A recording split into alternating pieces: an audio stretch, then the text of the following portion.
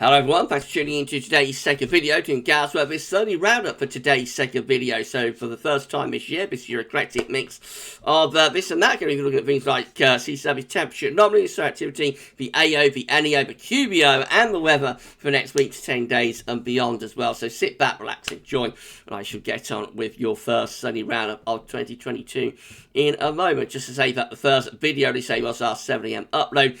And also, we're going to be live streaming from 6 PM tonight. You can do Ensembles Watch Live, so go through all members of the GFS Ensembles and see what they're showing for the next couple of weeks. And that's going to be an interesting watch. That'll be coming up for you from 6 PM this evening, so I'll see you live then. Just say that Sunday Roundups are just going to be once a month at the time being. So when we get into summer, you know, and we start building up towards the next season, winter updates probably, we will do the Sunday Roundups every week. But for the time being, early in the year, I thought we'd just do them once a month. So it'd be like the first, or maybe the second Sunday of the year due to New Year. But typically, it will be the first Sunday of the month when we do the Sunday Roundup until summer. So the next Sunday Roundup will be on the 6th of February, I think, and then like 6th of March and so on, until we get into the summer, and then they'll probably start appearing a little bit more frequently. So in between the Sunday Roundups, on a Sunday, we'll just do like a 10 to 14 day regular type video. I hope that's okay for everybody. I thought last year, you know, go through like the QBO and everything every single week, you know, was a little bit too much, especially early on in the year. So that's the plan this year. Anyway, let me know in the comments what you think about that, everybody. Right, hope you're having a lovely Sunday. Let's get on with your first Sunday Roundup of the year then. So we're going to start off with solar activity. This is how the solar disk is currently looking on our side of the disk today from solarham.net. We have got some sunspot regions. Despite this, solar activity is actually at low levels and is expected to be very low in the next 3 days as well. This is the GavsWeatherVids Sunday Roundup Solar Activity Tracker, updated by Shryan. Shryan Bruner's updated business. Thank you so much, Shryan.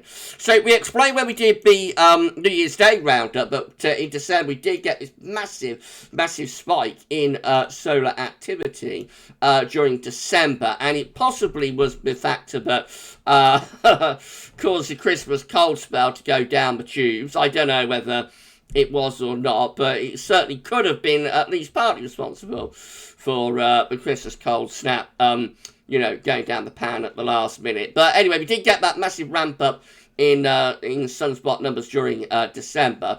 And with this, the orange line is indicating each individual day's worth of sunspot activity, by the way. Where we are right now, though, is that through into early January, like late December to January, you actually see a drop in solar activity. We are still getting, excuse me, we are still getting sunspots, but there are a reduced level of them. So we've not been able to maintain that very high spike in sunspot numbers that we had in December, and instead we're sort of down here now, which is at a reduced level, and that's why, despite the fact that we have got sunspots, you know, we're actually relatively low with solar activity.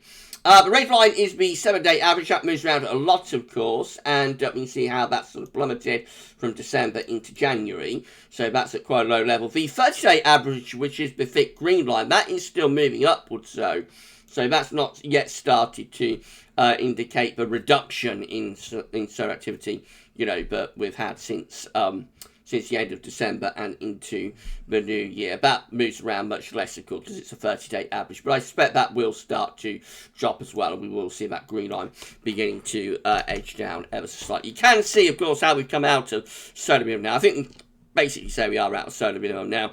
So back here, like the beginning of 2021, that's when we've got a reduced level of solar activity. You see how sunspot numbers and solar activity has been increasing since the start of last year. So clearly we are moving now well into solar cycle number 25. This is comparing solar cycle 24 to solar cycle 25 up to this point. So currently in December, we're just there.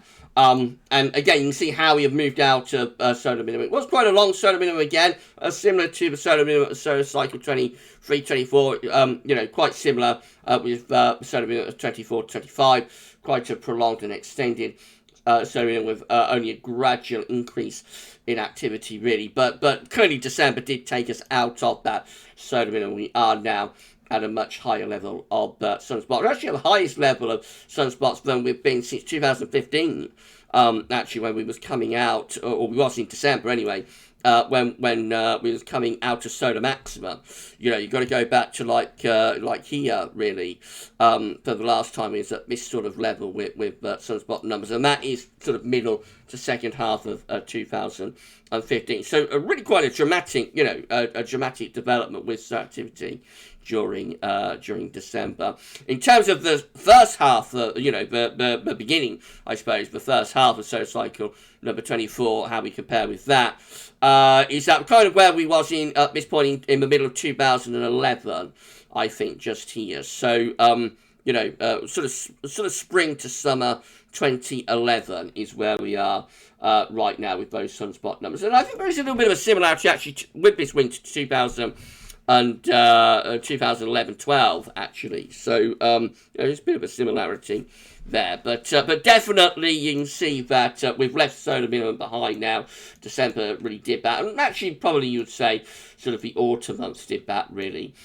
Started to leave solar minimum behind. We are now moving in towards the maximum phase of this solar cycle, although solar maximum will probably be a year or two away. I think we're expecting around 2025, but you do tend to get two solar maximums within most of these solar cycles.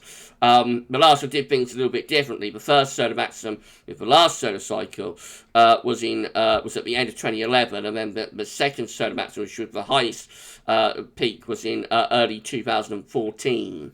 Normally, though, it's the first maximum that's like the peak of the solar cycle, and the second maximum is a little bit reduced. But in any case, we are now seeing, you know, we are now moving well on into solar cycle number 25, and of course we'll see where we come out with this solar cycle. So solar maximum. Right, who am I today?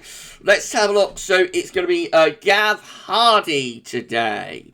Been turned into Tom Hardy from Peaky Blinders. I think I've not watched that show, so I don't know. But do I pull it off? Do I pull off Mr. Harley? I don't think so. He's more good looking than I am. Anyway, let's have a look at spotless days and the current spotless stretch. So the current spotless stretch is 0 days, as we just established. We have got sunspots today, actually, and we did have them yesterday as well. For 2022 so far, we have had 0 days, spotless days, so that's at 0. In 2021, we had 64 days without sunspots. That was 18% of the year. Now, as I say, this, at the moment, we're kind of comparable to 2011. So 2011 only had 2 days in the whole of the year without sunspots, and that was less than 1% of the year of 2011. So we will probably, I mean, we may get a few days, may get a day or two here and there, doesn't have sunspots, but you'll expect 2022 to have sunspots on most days now, but we have moved up that level.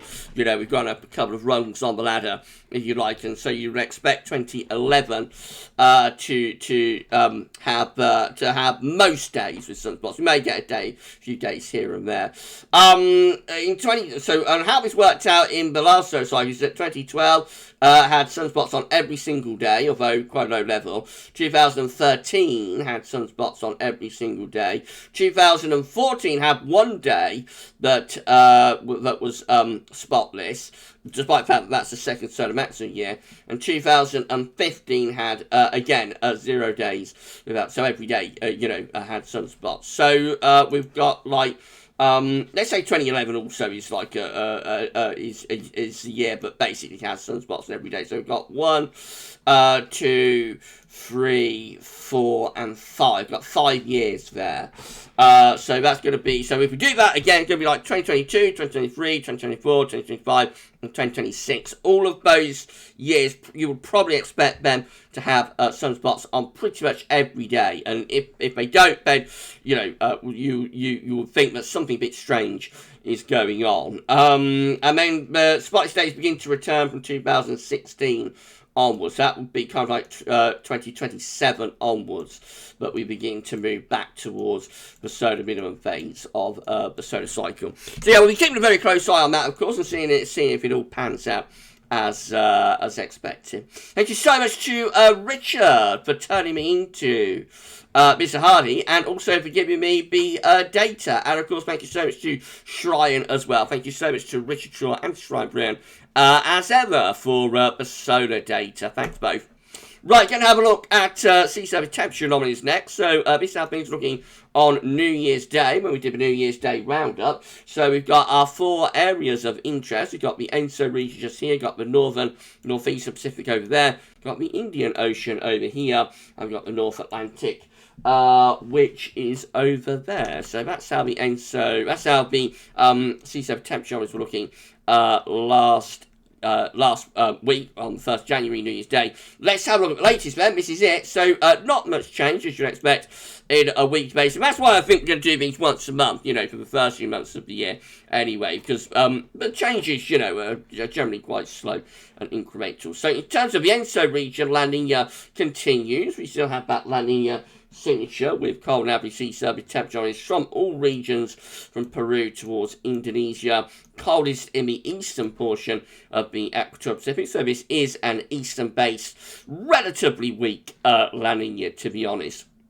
The cold PDO signature goes on. Cold and average sea surface temperature anomalies continue in the northeastern Pacific. Over in the Indian Ocean, we're around neutral with the IOD, the Indian Ocean Dipole. Still a little bit cooler there, still a little bit warmer there. So I don't think, you know, I don't think this winter can be blamed on either what's happening in the Pacific or what's happening in the Indian Ocean. They both look not a problem, particularly for a cold winter. And then in the North Atlantic, we don't have a tripole, but just generally warm. North Atlantic continues, so generally, you know, it is warmer. It is quite warm through many areas of the North Atlantic. A little bit cooler there, perhaps in the central part of the Atlantic Ocean. You know, it's not a tripole. It's not that warm over cold over warm, distinct three-way band that we look for.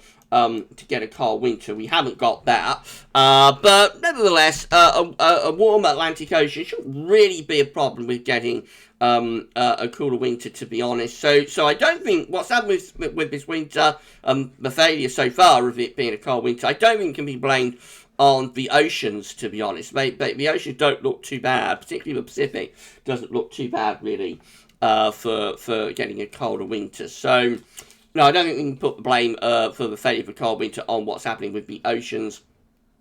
Although, again, in the North Atlantic, we don't have that tripod, but we do look for, you know, to get a cold winter. But we can't get a cold winter without a tripod. That has happened in the past.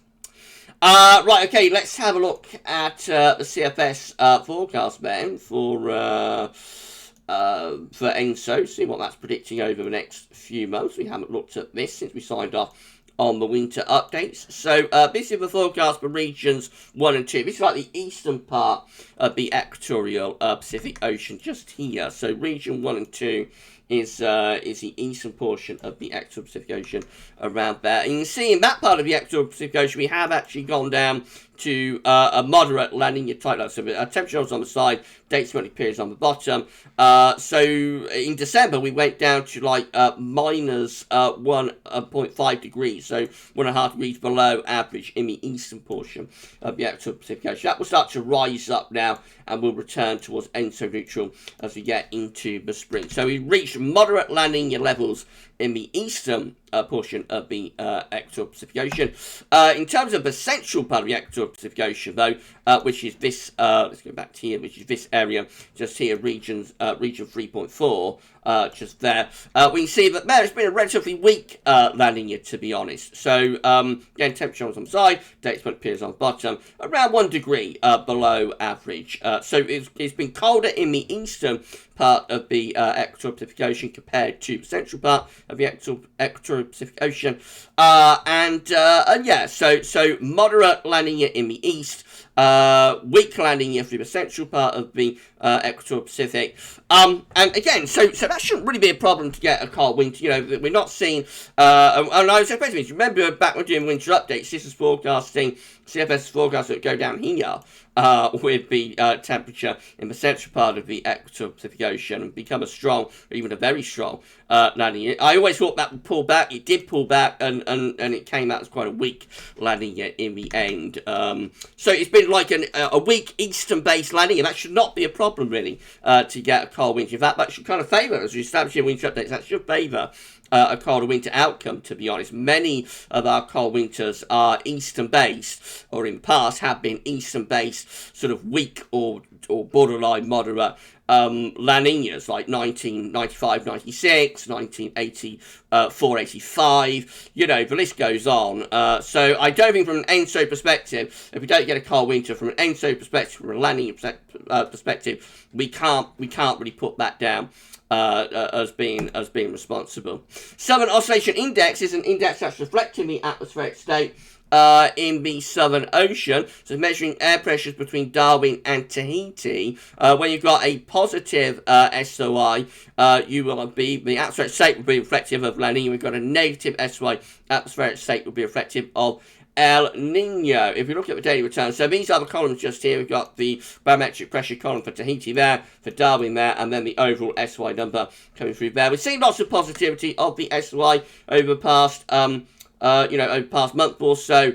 Many days looking really positive, including like extraordinarily positive around Christmas. So 25th of December went up to plus 46.34. 26th of December goes up to plus 46.71. That's an atmospheric state that is very strongly reflective of La Nina, interestingly. So that's like the peak probably of the La Nina in terms of the SOI. Anyway, since then the SOI hasn't been as positive as that, but has still been in generally positive territory, as you'd expect, given that we have got a mature La Nina type signal. Latest days, though, last three have been a little bit more negative. So 7th of January comes out at -7, 8th of January comes out at -22, 9th of January comes out at -27. That's an atmospheric state that's much more reflective of like an El Nino, and that might be the beginning of La Nina winding down. We have peaked with the La Nina now, albeit it's only been quite a weak La Nina anyway, but that's peaked, and it will gradually now fade away as we move towards the spring, and by spring we will go back to ENSO neutral, and then we will wait and see where we go beyond that. And you know, the negativity of the SY that we see there might be the beginning of the end, probably is actually the beginning of the end of La Nina. QBO looks like this. The quasi-binary oscillation looks like this. So this is from NASA, of course. So we've got this blue-green area. That is the easterly phase of the quasi-binary oscillation. That goes on. You know, we have the descension of the easterly QBO from the stratosphere down into the troposphere. Westerly QBO, the next westerly QBO probably is waiting in the stratosphere, but not yet having an effect on the troposphere. So, yeah, you know, we're in an easterly QBO. That should favour chance of a colder winter, though we have established in, you know, in previous updates, winter updates, for example, that an easterly QBO does not guarantee that you're going to get a colder winter. We have got the QBO number in for December from NOAA as well. So this is showing all the QBO numbers back to the 1950s. So this is 2021 just here. You see that we begin 2021 with the westerly QBO. Then it switches and reverses into the easterly QBO through the summer, strengthens up through late summer into autumn, and December's QBO number comes out at -21.58. So this is actually a very strong easterly QBO that we're in. This is a really strong easterly QBO now that we're in, and it's going to carry on through the next few months as well into 2021. We'll probably start reversing back to the next westerly QBO phase. I would have thought around summer, you know, sometime around the summer, we'll probably start going into the next westerly QBO phase. But at the moment, we're in a strong easterly QBO. We did establish in the winter updates that sometimes when the QBO gets very strong, it can like get too strong, if you like. So when it goes down below -20, it seems a little bit paradoxical that this would happen. You'll think the stronger the easterly QBO gets, the better it is for a cold winter. I'm not sure why it's the case, but actually we do see a lot of these winters where the ECQBO goes into the -20s, such as 2014-15, for example, which is, -25 in December, -26 in January, -28 in February.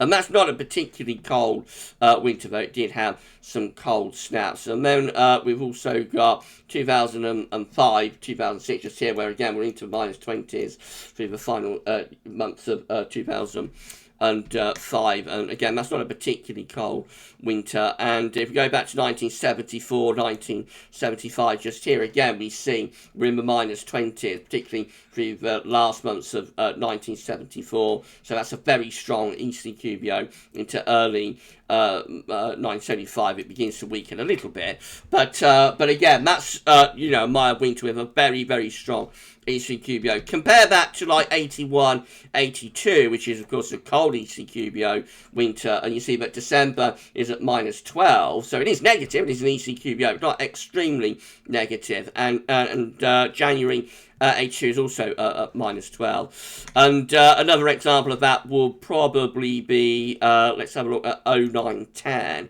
I think that would be another example of that, 2009, 2010. Again, you see December 2009 -15, January 2010 -16, February 2010 -16. And what about the daddy of cold winters, 1962, 1963? Well, December 1962 is -15.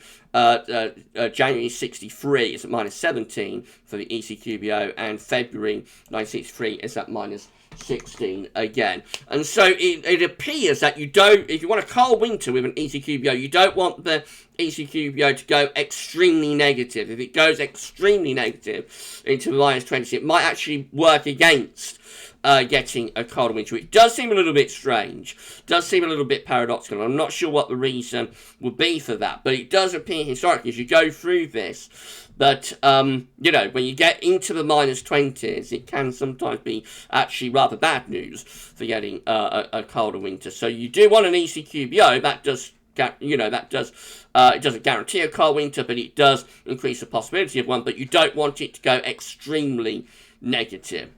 Anyway, we'll keep an eye on the QBO over the next few months in the study roundups, of course.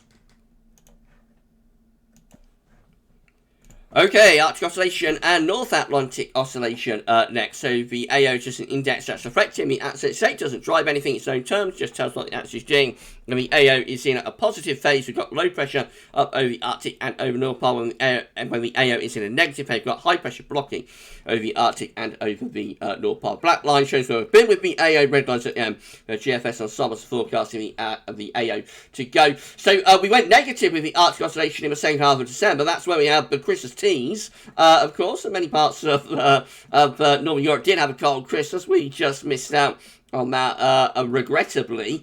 Since then, we've actually gone a little bit positive with the AO, and GFS ensembles are forecasting that the AO will generally stay in a positive phase, really, up to the second half of January, although there is a little bit of scatter within that. So we do have some GFS ensemble modes that go negative, but I think the majority of them probably keep the AO positive into the second half of January. The NEO is the same idea, measuring air pressures between Iceland and the Azores this time. So when you've got a positive NEO, you've got low pressure on Iceland, high pressure through the Azores, you strengthen westerly flow. Therefore, in winter, that's a mild signal. And when the NEO is negative, then you'll have lower pressure around the Azores. Have lower pressure around the Azores and higher pressure towards Iceland. So what we see at the moment is that the NEO is in a positive phase. You're going to stay in a positive phase if GFS ensembles are right anyway, up to the middle of January, and then it may start trending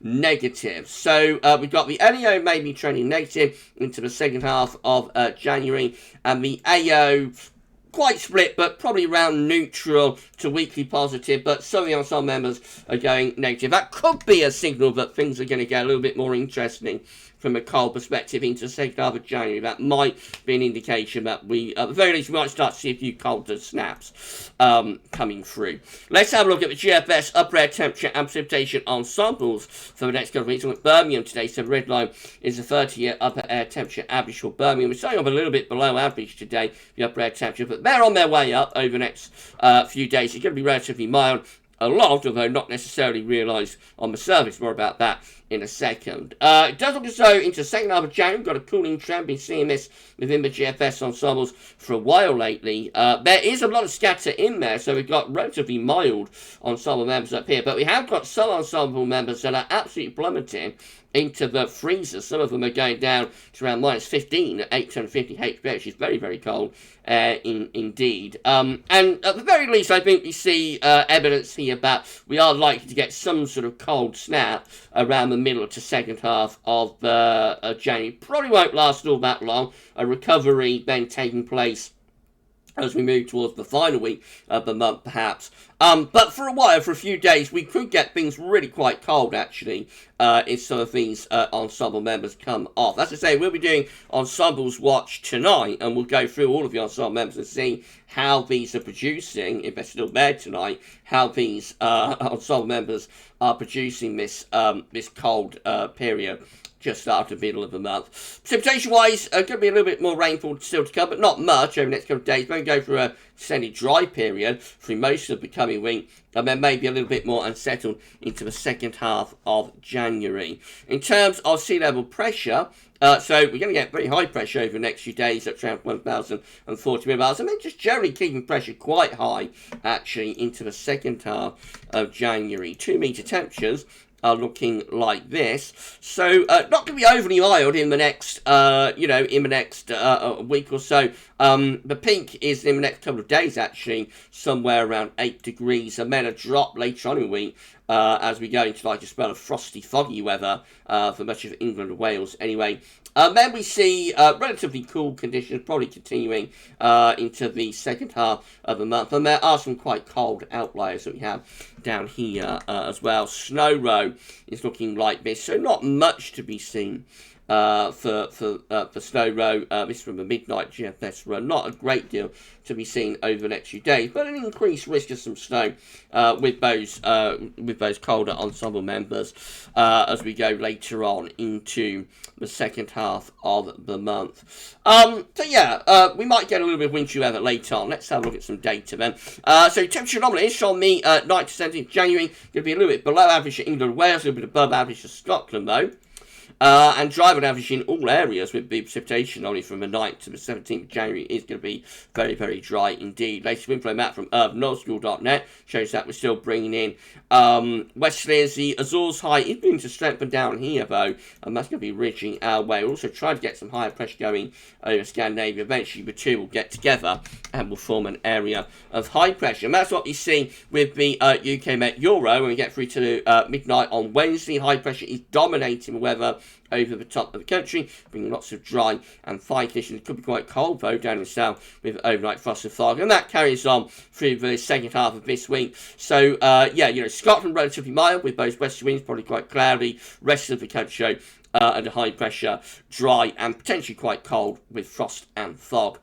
So as we get to the UK Met Euros to midnight on Sunday, 16th of January, when the weather system's pushing in from the northwest, bringing outbreaks of rain. Still probably quite cold and frosty for England and Wales, even into next weekend, a little bit milder though up in the north. This is how Icon is looking. Again, high pressure dominates through the second half of this coming week, bringing lots of frosty, cold weather to England and Wales. Frost and fog, a little bit milder though for Scotland with westerly winds up there. Into next weekend, the high pressure gradually slips away. Low pressure comes in from the Atlantic, maybe a little bit more unsettled with Icon by next weekend compared to the UK Met. This is the GFS midnight run. Again, high pressure dominates the weather on Wednesday, Thursday and Friday, bringing frost and fog with it. Into the weekend, the high pressure changes its position a little bit to go to our west. Very little change probably in terms of weather though. It would just take the fog risk a little bit further north and west, I would have thought. By the beginning of the following week, this is Monday 17th of January, we're putting down a very cold northerly wind into Scandinavia. We're just kind of on the periphery of that, really. Kind of on the periphery of that northerly, being protected to some degree by the area of high pressure. And then up to day 10, lots of anticyclonic influences milder for Scotland with winds in from the west. Probably still relatively cold and frosty though for much of England and Wales and the area of high pressure. And on it goes into the extended range too. We never really get rid of the high pressure. Eventually it begins to slip a little bit further south, some more areas going back into those milder westerly winds. It looks very dry, that, and it looks mild for Scotland, but probably often quite cold and frosty, maybe with fog at times as well for England and Wales. December 6th then is looking again, high pressure dominates the weather through this coming week, will bring frosty, foggy conditions through much of the time. Then the high pressure begins to pull out west next weekend, and cold air begins to move in to the north of Scotland. And then we get this cold northerly blast. By the time we get through to the 17th of January, we're being included in a northerly blast. High pressure comes far enough west to allow that northerly to plunge south, and it's a very cold northerly as well. It brings a minus 10 Celsius ice firm down from the Arctic with it, obviously bringing lots of snow to Scotland. Still in those northerly winds as we get through to Tuesday the 18th of January, although already beginning to start cutting off the northerlies. High pressure begins to topple in. This is a classic sort of topless scenario when we pull the high pressure out west, bring down a northerly, and then the high pressure topples back in, we cut off the northerly. Nevertheless, still really cold those upper air temperatures on Tuesday 18th of January, but by the time we get through to Wednesday the 19th, day 10, we're just starting to revert wind back into the west, losing the northerly, and we go milder then into the second half of into the end of the extended range of the GFS run. Gets into the last week of January, actually 25th of the month, by which time we're back into cold and northwesterlies, looking a little bit stormy. There, so yeah, the 6Z does pull off a cold snap. GM looks like that, so high pressure in control of weather over the next few days, with lots of frost and fog with it, and that's only as we get to day 10. So that maybe hints that as we push this trough through, we might set up a northerly, but overall just anticyclonic, and probably from the south and east anyway, mainly dry, cold, frosty, a little bit milder and more unsettled in the north. And then finally, from the east charts, the ECM looks like that, mostly anticyclonic, high pressure dominating through much of the coming week and into the weekend as well. It's not until we get towards day 10, which is 19th of January, that we begin to perhaps turn a bit more unsettled into northern areas. But even then, down in the south, you would probably expect quite a lot of cold, dry, frosty, foggy weather. So we could be setting up an extended period of frost and fog for England and Wales, but not particularly for Scotland. Upper air temperatures are looking like that. Just going to hint that maybe trying to drag in some colder air into the far north by day 10. This is a precipitation forecast based on that ECM run from tometeo.com. So going to be lots of dry weather, a little bit of showery rain to begin with, but lots of dry weather coming up over the next few days. This high pressure will be well and truly in the ascendancy all the way up to day 10, really. Lots of dry weather is on offer. These are the options that are on the table in the ECM ensembles today for day 10.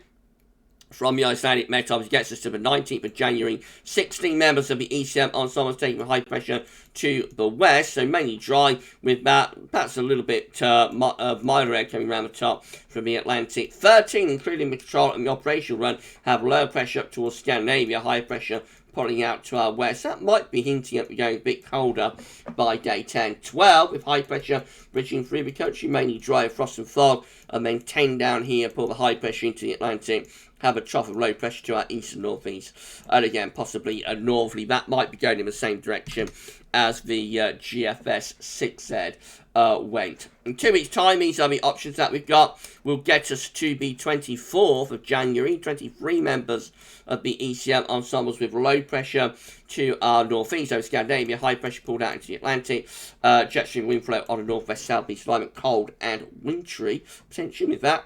15 with high pressure right over the top of the country, that will probably be frost and fog.